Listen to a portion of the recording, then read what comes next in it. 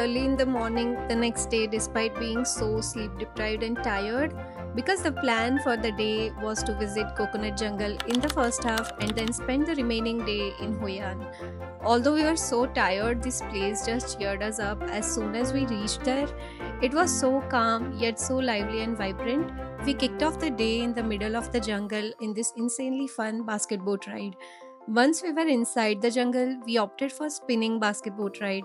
It cost 100,000 Vietnamese dong extra for the spin ride, but it was fun. I didn't imagine we were going to laugh so much like children on this ride. It is definitely a must have experience if you are an adventure lover like us. Everyone was in such cheerful and happy spirits, and I feel that's the beauty of traveling. It just makes you forget about your worries and just magically turns you into a much happier person.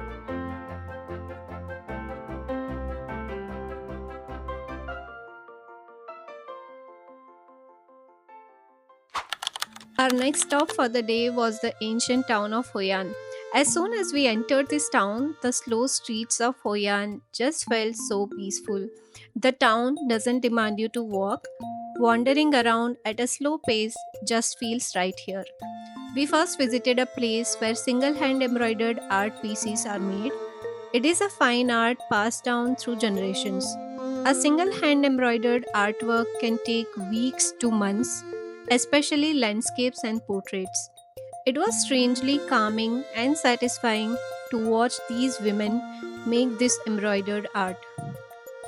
We also visited a place where authentic Vietnamese silk is made from Bombyx mori silkworms, and you can watch the entire silk spinning process in Hoi An. You can also purchase the art pieces or silk items from this place. Then we went to a cozy aesthetic cafe and made some friends, enjoyed mango and avocado coffee for the first time in our lives, and just chilled there on a lazy afternoon and just soaked in the beauty of Hoi An.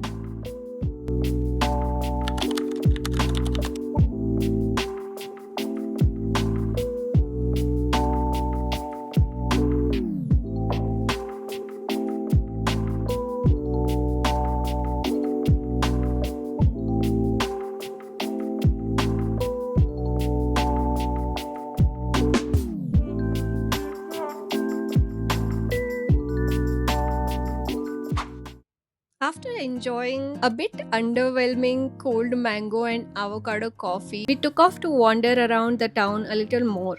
This town was once a major trading port in 15th to 19th century, attracting Chinese, Japanese, Indian and European traders. Hence there is a lot of cultural mix here. We even visited the Japanese bridge, which was built by the Japanese trading community to connect them with the Chinese quarters across the river. Here, we also checked out some of the old merchants' houses, which were over 2000 years old, still intact and preserved. And some of them are also used by the descendants of the merchants to live. Thanks to its beautifully preserved architecture and rich cultural history, Hoi An has been recognized as a UNESCO World Heritage Site since 1999.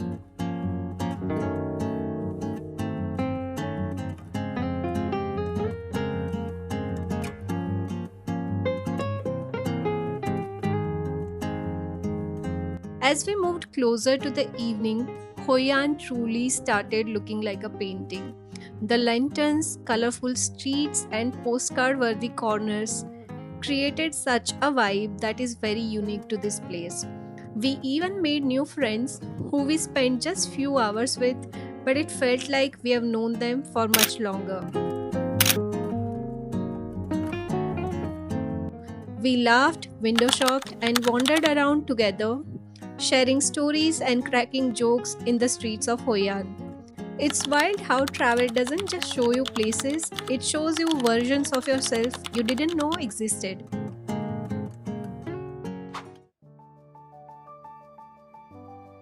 After our bellies were full with the yummiest Vietnamese dinner, we went for the iconic lantern boat ride in Hoi An. We stepped into this tiny wooden boat, and a local uncle rowed us gently into the middle of the Thu Bon River. The river full of dreams. quite literally. We were surrounded by colorful lanterns floating into the river, like glowing tiny wishes. That's exactly what they are. In Vietnamese culture, people float these lanterns, especially on full moon nights, to send out their prayers, hopes, and wishes into the universe. We had to do it. Lit our own little lanterns, whispered a quiet wish, and let it drift away, glowing. It felt like magic. And the craziest part is this whole experience cost just 30 to 50,000 Vietnamese dong per person, and that's around 100 to 170 Indian rupees, and they give you a lantern included in that.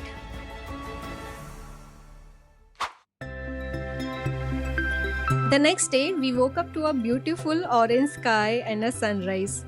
Our plan today was to visit Bana Hills.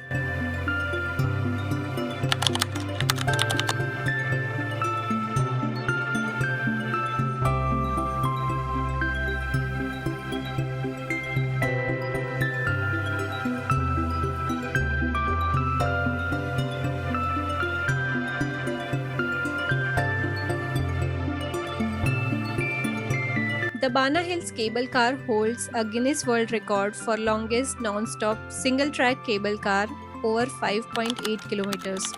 After the ride, we first went to the Golden Bridge.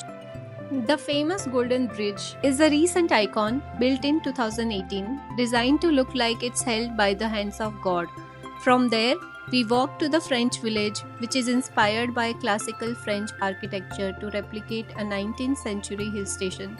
Apart from stunning architecture, this place has a full blown amusement park with multiple rides as well as 4D and 5D shows, which makes it a perfect destination for all age groups. Entry tickets for Sunworld Bana Hills cost around 900,000 Vietnamese dong for adults, that's around 3,000 rupees.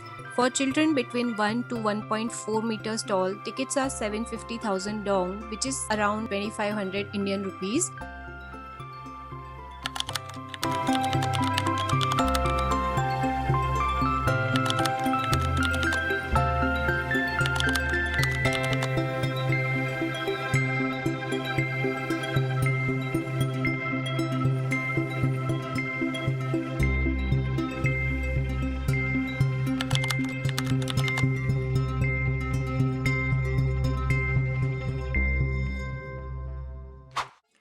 Next, we went into the adventure park, which is located inside French Village itself. It has several adventure rides, but we first went for roller coaster because we did not have much time after doing the 4D and 5D show.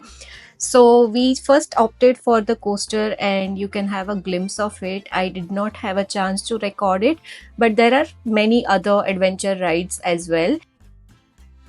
We roamed around the French village a little more, and we had to return in the evening by 5 p.m. from this place because we had taken a day trip to Bana Hills.